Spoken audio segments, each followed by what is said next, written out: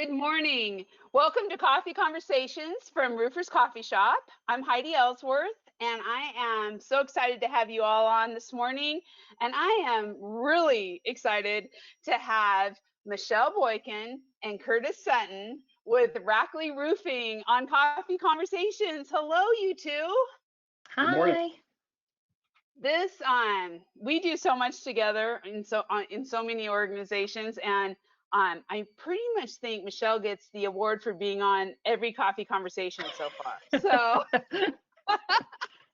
it is really a treat to have both of you on. So before we get started with some of the questions and conversation, I do want to remind everybody out there that we will take questions and we will bring you on video and audio.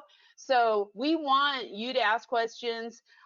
Michelle and Curtis are going to be talking about what's happening in Tennessee, what's happening with their business. So this is a great chance to really get, to the pulse of what's happening with roofing contractors across the country. And in your control, you'll see questions. Just go ahead and put the questions in there. Megan Ellsworth, our show engineer, is behind the scenes today, and she is going to be chatting with you and getting you set up so that we can see your smiling face if you so desire, or we'll just ask the question for you. So this is, there's Megan saying good morning to everybody. So thank you for being here. So let's get going. I want to kind of visit a little bit and let everybody know about Rackley Roofing. So the thing I love about what you guys do is you two really work in balance. I mean, that's one of the things we talk about in National Women in Roofing all the time is how do you create the yin and yang in your businesses? So to start out with, Curtis, I'd like you to tell us a little bit about the story of Rackley Roofing so everybody knows how you started it, how you got involved, and then we're going to have Michelle follow up, and I think everybody will see that really unique balance that you two have. Go ahead, Curtis. So basically, Rackley Roofing was founded in 1974 and set up office here in Carthage, Tennessee. Today we have a population of like 3,700 people. We're about 60 miles outside of Nashville. I came aboard Rackley Roofing in 2010 to purchase Rackley Roofing, and then in the end of 2014, I became majority owner, and then at the end of 2018 is when I became sole owner. And we have 5 total offices. We have Carthage, we have Mount Juliet, we have Knoxville, Tennessee, Cleveland, Tennessee, and now Murfreesboro, Tennessee. Wow. And that for those of us who live a little far away from Tennessee, that basically covers the whole state, or pretty close, right? Yeah, we don't have an office at the moment in Memphis, Tennessee, so it covers 3/4 of the state. Wow, that is great. That is great. So Michelle, how did you start working with Curtis and with Rackley Roofing? So I actually worked with Curtis at another roofing company prior to him coming over to Rackley. And when he left, pretty much everybody that worked for him said at some point, hey, if you need anybody, I'm available. And I think I was probably the most persistent. I called him every day and said, hey, can you hire me? Hey, can you hire me? And then I finally called him one day and I said, I'm quitting and you need me. And when do I start? And he said, okay, fine, Monday. And I actually took a pay cut to do so because I believed in Curtis's vision, and I believed in, he's kind of that person that success just kind of follows him. And I knew that it would be a good move for me. So Curtis, how's that worked out? It's worked out good. I'm a little bit ADD, and Michelle keeps me in line. And I'm a big believer that even though I own the company, I also have to be kept in check. And Michelle's the one that keeps me in check and keeps me even keel. So it's a good thing. Good. So I told you yesterday when we kind of talked a little bit ahead of time that I might jump around every once in a while. but I think this is a great time. I would love, and Michelle, maybe you can explain, or both of you can kind of talk about this, but you look at yourselves as the visionary and the integrator. Talk a little bit about that. So we subscribe to a program that's called EOS, which is Entrepreneurial Operating System, and it's based on a couple of books written by Gino Wickman, and one of them is called Traction, and the other one is Get a Grip. And basically, it's a way to run your business. It's a way to run your meetings. And so what happens with that is, in most businesses, you've got, the entrepreneur or the owner of the company who typically is a visionary, which is what Curtis is. That's that big picture, grand ideas, just like, oh, what if we did this? And oh, what if we did that? And then typically you have another person, sometimes it's the same person, but most of the time it's not. That's an integrator, which would be me, which is the person that says, okay, well, here's the to-do list that we now need to make the thing that you want to happen. And we've talked a lot about it, that you and Vicky are this way as well. So I think that if you really look at your business, you can kind of see the visionary and the integrator pretty easily. Yeah. Well, and do you guys sometimes find that it switches? Because I know with Vicky and I, there's times that she's like has this vision, and then I will kind of slip into more of a, okay, this is what we need to do. Although she always ends up finishing it because has the tasks and the to-dos. But do you see yourselves kind of sometimes going, because Michelle, I've worked with you. I know you have lots of visionary ideas and different things. How does that work? I think that I'm typically an inside of the box thinker, but I think that that's one of the things when Curtis and I sit down and really start to discuss something, that he helps to pull some of those ideas out of me, where it's something that I wouldn't do normally by myself, but having conversations with him sometimes opens that box up a little bit. And I think that sometimes he can, same way as you're saying, he'll say, well, what's the next step, or what do we do? And then it somehow ends back up with me. But yeah, I think that it's definitely a balance. I think that it used to be more, before we got into this EOS, it was kind of like Michelle and I kind of ran the company totally. And when we implemented this EOS, we brought on more leadership teams. So now we're able to now where it gets split out between several people within the company that just helps us to be able to work on the things that we need to work on and actually get stuff done faster. So it's a we needed to go to it because we were starting to grow too fast. And I kind of coming from the field, I've always hated like the terms of the chain of command kind of deal. But what was happening is we had so many people that didn't know who to go to. This EOS helped implement at least directions. So it's been great. It's been great for us. I would recommend it to anybody.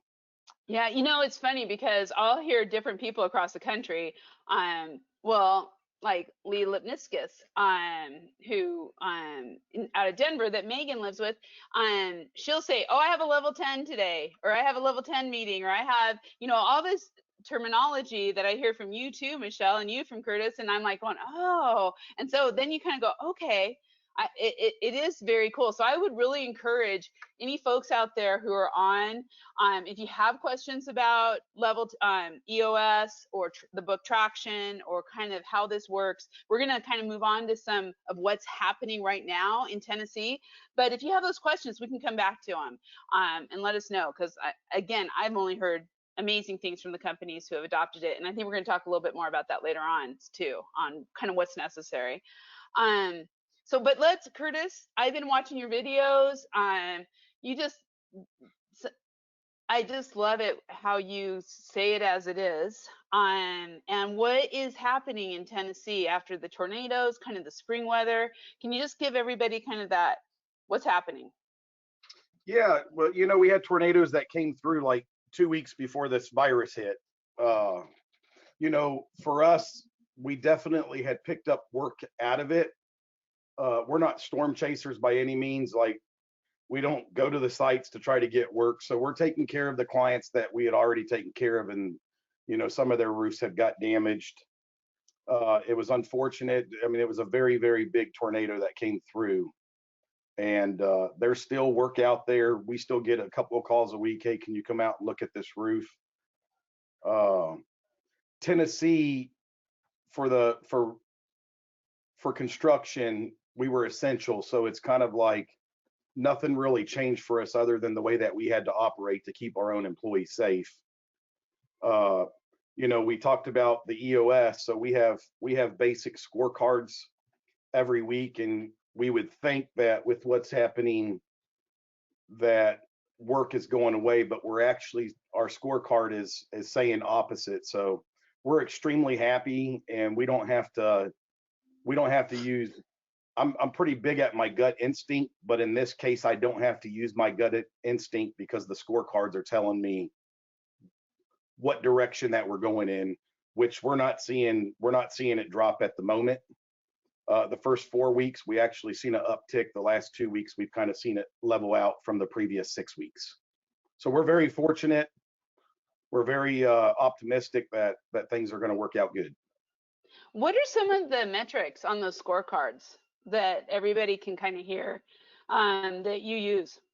So we basically track the number of bids that we put out. So on the project side, we track how many bids we put out a week, the dollar amount of bids, bids that we've declined based on either somebody that we don't want to work with or it's just not our type of work.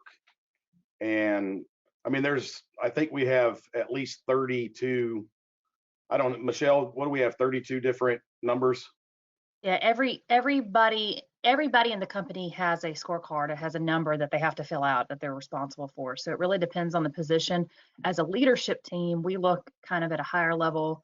So yeah, the number of bids that we're seeing, and it's not something that, you know, we go on a week by week basis and say, oh man, we're half of what we were last week. You know, maybe somebody took a vacation or something like that. So it's really about the trends. But we look at billings, we look at number of accidents, we look at what our backlog looks like. So we pull a lot of different numbers, and every week we're going through each one of those line items and we're saying, is this on track? Is it off track? And if it's off track, why is it off track? Is it because, you know, the whole company shut down for a day because we had a training, or is it because somebody was on vacation and they were a high performer? And we can also pull and say, okay, well, for the last quarter, you know, maybe last year, this quarter, we made, you know, these were our numbers, and this is what we're seeing this quarter, and kind of compare the two. So there's a lot of different numbers that we pull. I think for our leadership team, there's 20 or 21. Yeah. You know, I never thought that I would be a numbers person. I was kind of one of those creatives that was like, I just, you know, my gut tells me what to do, and we're going to go and we're going to make really cool stuff and write great articles. But I'm all over the numbers now. I'm annoyingly over the numbers. And so I'm like on Google Analytics, tracking where are we trending with visitors to the site. So it is a changing world on how you kind of bring all of that together. Do you find that your gut instinct is right, and you go, let me look at the numbers, and they match what your gut is? Because that tends to be the case with Curtis. He'll say, I have a feeling that this is going a certain way, and the numbers tend to do whatever he says he had the feeling on. But I used to have to go 100% on my gut, and I don't anymore. Yeah. Right. Which is a good thing.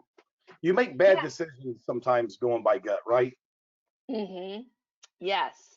And sometimes your gut actually can be a little bit a self-prophecy too, because I get in trouble sometimes. So I'll say, well, we have this number. And then I look at and in my mind, that's where I believe we are. And then I look at the numbers and we actually are there. And I'm like, yes. And I mean, it's a huge growth thing because I can and Vicky's the same way. She sees it as it comes through. So you get that feel. I mean, but to have these scorecards, I think is amazing. Now, how has that translated into the COVID? I mean, I know you mentioned that a little bit, but you went from tornadoes and then to working remotely. I mean, and the pandemic. How were you prepared for that?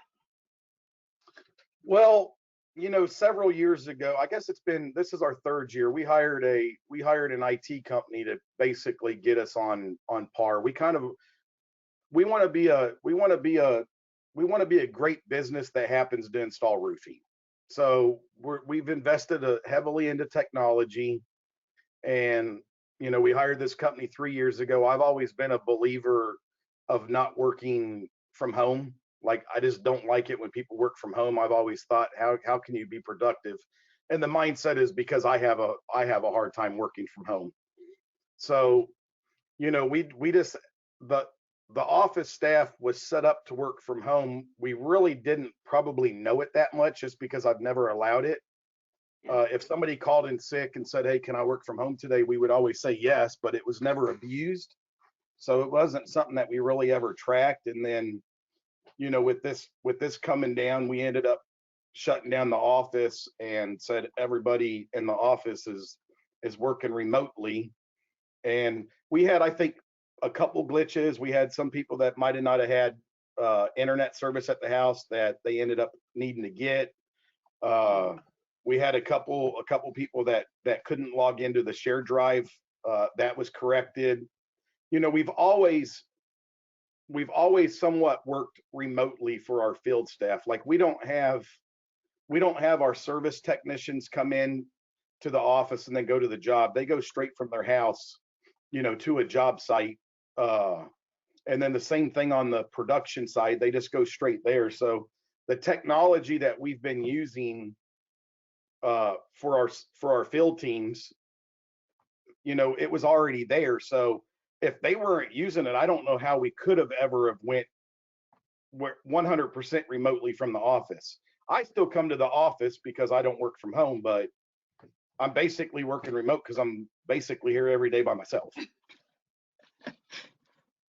So I think the apps, the technology that we use has just allowed us to do, it's just not a big deal to us. And we are actually, as Michelle mentioned earlier, on the scorecards, every single person does a scorecard every day. So you would think that you would lose production when people are working from home, but we're actually seeing the opposite for a lot of our team members. They're actually more productive working from the house than here, just because I guess they're not bothered by other employees. I don't know. Michelle? We've tried to be pretty intentional, knowing that it was a big change and knowing that we were used to not working from home for the most part. We wanted to make sure that we were constantly communicating with the employees. And so one of the things that we do is, for the office staff, there's daily team meetings. So each team has a meeting. I think they're all at 8 o'clock in the morning, and they just kind of walk through what their day is going to look like, any problems that they've had, questions, concerns, and all of that. So there's actually better communication. And then that's something that, when we've polled our employees, what do you like, what do you not like, they are saying we love the communication. We feel like we're communicating more now offsite than we ever did in the office. So we've been doing that. And then, I'll meet daily with each of our leadership team members just to kind of see, how's this team doing? How's that team doing? What ways can we help and make things better? And then Curtis and I have a daily meeting as well. So we're trying to make sure that everybody's in contact face to face, even if it is over a screen, to try and help keep people productive and keep people excited and wanting to, be involved. Yeah, I would also say that everything that we're doing is Zoom, and basically our team is saying, when we do come back from working remotely, even though we're at the office, we need to do a Zoom meeting every morning and not stop what we're doing, because the communication is so much greater than it was before. That is great. I know. I mean, we were just talking last night, Michelle, you'd been on Zoom meetings all day yesterday, right? And yeah, that's kind of the same. We're doing it, but I've always worked from home, so that's that hasn't been a big change. But all the Zoom meetings, before all this, you really didn't have to worry about being on video. No one did video, but now, speaking of video, Charles, hey, welcome. I'm actually here this week. How are you? Boy, has that been a topic of conversation. Wow. Hey, you looked great last week. I was in this room last week. Well, I felt like I was inside the little puffball on Horton Hears a Who. Couldn't be heard. So You guys Charles, are real quick, amazing. can you Well, introduce thanks. yourself, and then what's your question for Michelle and Curtis? Thank you, Heidi. I'm Charles Antis. I'm the founder and CEO of Antis Roofing in Southern California. We're based in Irvine, right near the Orange County Airport. Next time you someday come down, we're right there. But I really love this. This just woke me up this morning watching you. I really admire Curtis and Michelle. And I think that I admire you a lot because of that we want people to be like us. And Curtis, I'm a visionary like you. And I love I read that book, Traction. I probably didn't finish it. I don't generally finish the books I start, but I totally identify with that.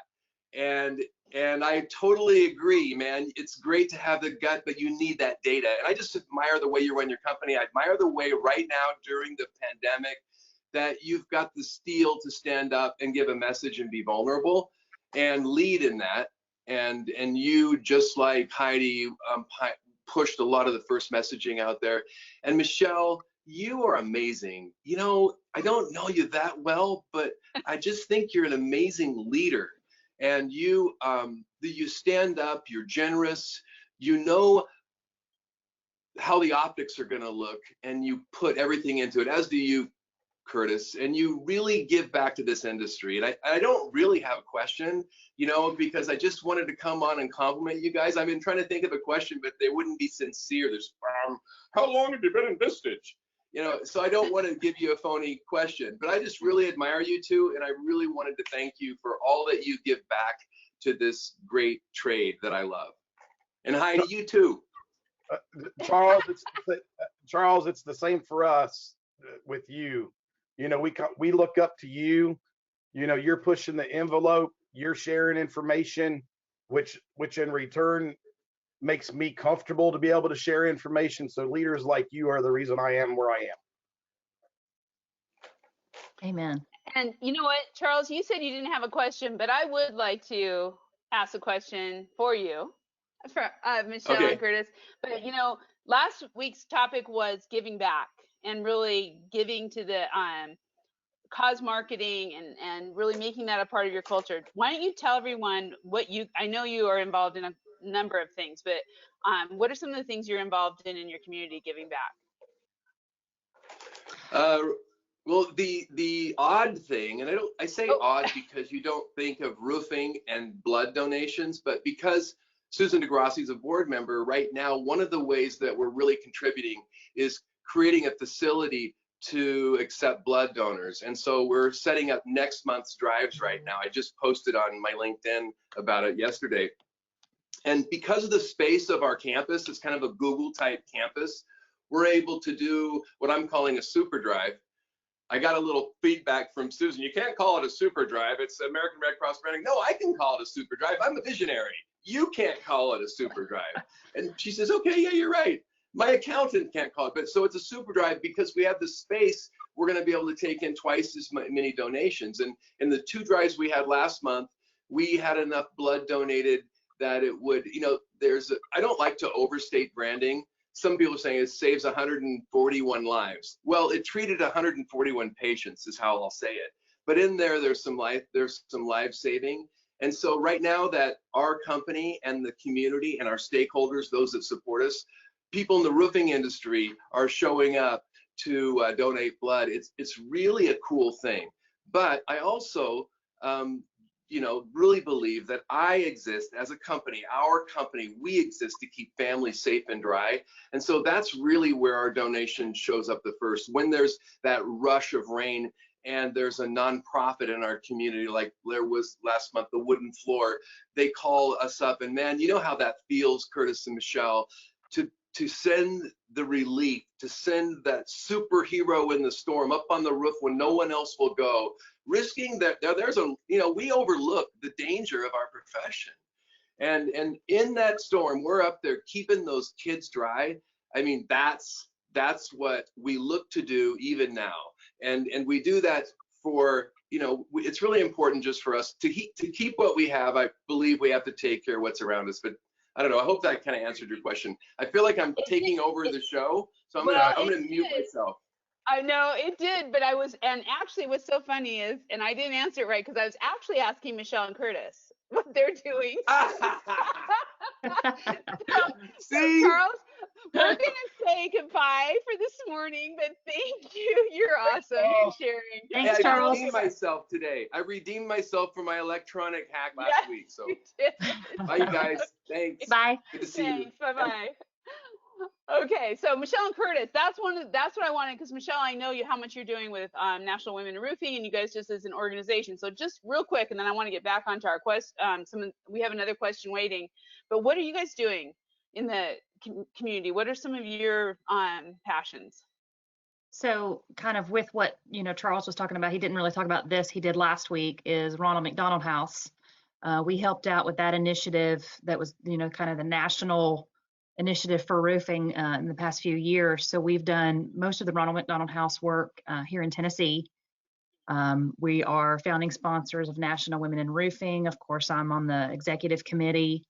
And part of that, our Tennessee Council, kind of almost as an accident a few years ago through a recruitment effort that we had, adopted the YWCA's domestic violence shelter in Nashville.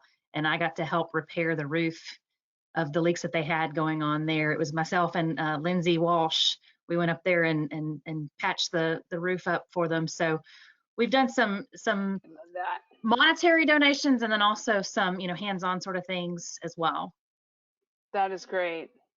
I remember when that happened too, and you stepped up and said, we got it, we got this, we'll take care of it. So we're sitting at a table, and she said, we have roof leaks, do you guys know of anybody? And I'm saying, you're sitting in a room full of roofers, of course we know somebody. When we were running around looking for Lindsay, like, come here, you yeah. No. So it's good. Okay, so we're gonna have another question come on, and I'm not sure if we are going to oh yeah, she's gonna come on audio. This is Wendy Marvin from Vancouver, Washington. Hi, and she has a quick question for you guys, getting us back on target, getting us back. Wendy, are you there? You're unmuted on my end, Wendy.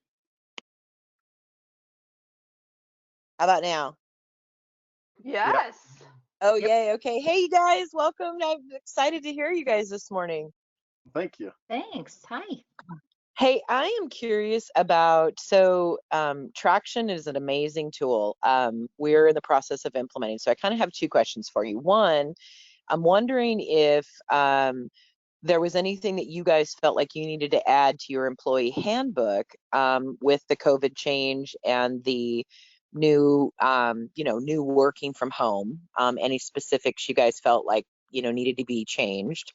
And then two, on the Traction side, I'm just curious how long it took you guys to fully implement, because we're in the process and it's, there's a lot to work through, but it's an amazing tool for a business. And I'm so thankful we're in the process.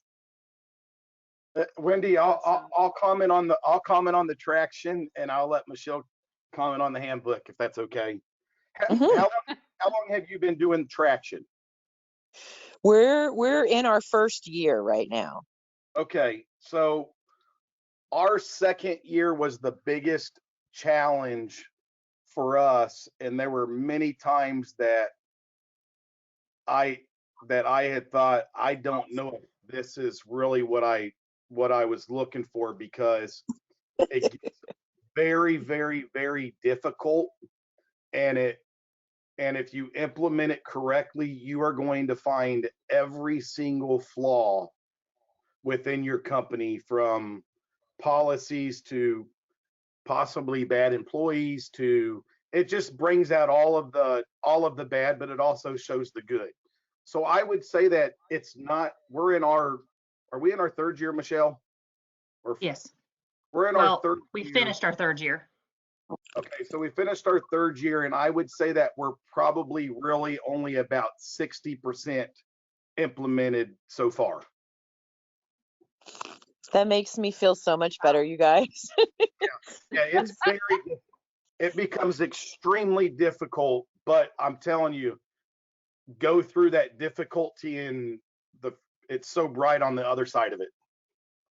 Yeah, I'm gonna pin you guys down at one of the events coming up here soon and really dive into that with you because I love it. It's giving data like Heidi said and you guys said it's like a lot of us run our business in a stick your finger in the wind kind of thing. And if you're decent at it, you do okay. But now you're getting data and there are times I get data and I'm like, ooh, that was not a good decision, but we have a chance to pivot because we've gotten what we needed to know right away. And it's wonderful, but it's rough. It's a tough system to get in place. Extremely. I would add one thing to that, and that is don't try to do it alone. Hire an implementer. I was trying to make sure I had it right because I always get it mixed up. But hire an implementer that comes in and does that part for you, because you as a leadership team will get so in the weeds that you'll forget to kind of step back for a moment. And having somebody that's kind of a third party that doesn't have the vested interest that you do, you get a little bit of a different perspective and it kind of brings you back. So make sure you've got somebody that's helping you with that, because we could not have done this without having somebody on the outside helping us. That's true. I will agree. And for the smaller businesses out there, so my implementer actually ended up being an employee that I hired as a director of innovation. So implementation is expensive, but but like you said, it's worth it in every penny. But I was lucky enough to find somebody who wasn't really doing that anymore, but had the experience. So that was awesome. Wow. You guys are inspiring me. Okay, so I'm going to admit something kind of scary. I'm a little bit like Charles. I did read the book, but really not the whole thing, I don't think. And so I'm going to go back now and I'm going to read the book again. To you and to Charles and to anybody else that's ADD, yeah, read Get a Grip. Okay. Traction is kind of the how-to, and it's Yes. very hard to read. I love to read, and it was hard for me. But Get a Grip is more of a story, and you can kind of pull some of the ideas from it. That's perfect. And who's say the name of the author again, just so everybody listening can find it. Gino, Gino Wickman, Wickman. And Heidi, it's available on